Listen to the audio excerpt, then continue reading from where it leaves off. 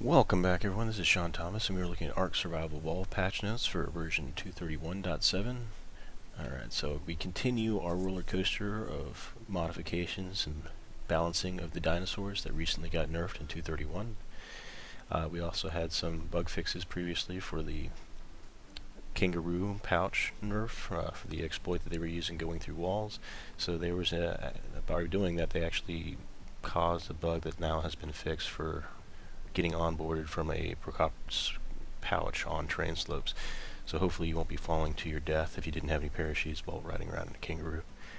And since kangaroos hop about quite a bit, there's a lot of slopes you're likely going to find yourself on. They also fixed an issue where you could onboard through houseboat or dino-platform walls, and that'll also stop with the exploits of passing through walls.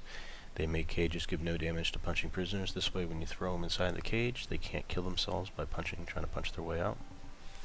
I believe they can't even do damage to it because it's a wood structure, so they'll just end up sitting there until they have a movement, and then they can eat the poo, and that will kill them if they wanted to get out of there. Alright, so they also made Accept Tribe Invitation require holding the action wheel option rather than activation of the quick press. It was easy to trick enemies into accidentally joining your tribe, so if you're in the middle of a combat, and or I guess there's different ways of throwing up a quick invite while somebody's there, either in combat with you or some other interaction, and the wrong button they push will cause them to accept into the tribe, and you don't have they don't have all the benefits of all the dinosaurs they had previously in their tribes. So they won't be able to remount, and then you could still kill them with melee damage and player directed damage.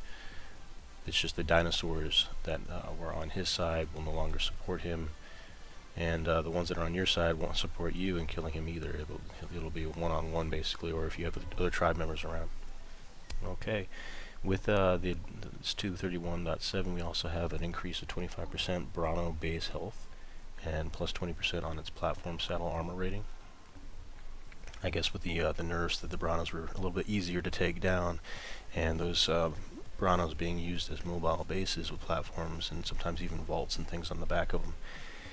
They were just a little too easy to take down, so this will be a buff to increase that. The health will be increased by 25%, and we've got quite a bit more armor on the saddle. So if you had like a 40 saddle, you should expect to see another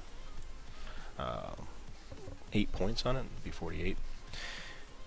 Base HP of Pteranodons and Argents is raised by 20%. That's great because those Pteros and Argents really lost quite a bit of health there, since some of it targeted flyers specifically and reduced it, so it looks like they're targeting the Quetzals specifically to reduce that health. Quetzals were pretty ridiculous. Before nerf they had well over 30,000, or if you focused on health and you had a high level Quetzal you could easily have over 100,000 health on those guys. Alright, Ptero attack damage is increased by 25% and roll damage is increased by 40. So if you didn't know, you could roll while riding on the Pteranodon. That increased the damage and also the collection rate of the Pteranodon, and it's kind of a timed attack as you can hit multiple targets as you plow through them in a barrel roll. Alright, so you want to use the C key for that, and that'll cause you to barrel roll while riding on the Pteranodons. It'll also use a great deal of your stamina. So that all has been increased. Excellent. Carno headbutt damage is up 25%. Carno has a bite and also a headbutt. The headbutt is the primary attack really, because it does close proximity, as well as it starts in the close proximity and pushes out away from the dinosaur, doing damage to things at range as well. The bite just does one spot. It's kind of hard to target, and it's just very inefficient for using the Carno, so they're increasing the damage of his primary attack, and that's awesome. So you right click on that. Harvesting a Giganotosaurus now gives mostly prime meat, and killing it gives much more experience. So I don't know that I would be really interested in taking on a Giganotosaurus unless I was just knocking it out for a tame at range. But it's nice to see that they now are giving a lot more experience for it, and the prime meat, well, there's plenty of dinosaurs that give prime meat, so I'm not too concerned about that. But yeah, I'm definitely not going to target a Giganotosaurus to collect prime meat. It'll just take too long. Hopefully with some of the nerfs they've lost quite a bit of health on the wild Gigantosauruses, but that attack damage is just insane, and it has an bleed effect, so it's easy to get a lot of your dinosaurs killed, and even yourself. And on a hardcore server, there's just too much risk involved with going after a giant Gigantosaurus unless you're going to tame one.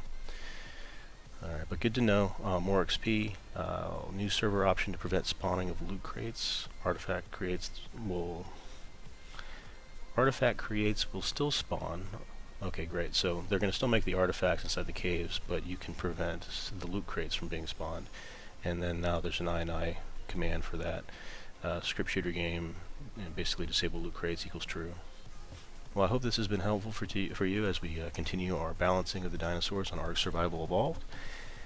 Please smash the like button, subscribe, and share. These things are free to do. They'll help me out greatly, and when you subscribe, you'll be notified about content as it's released. Thank you very much, and have an excellent day. Happy New Year.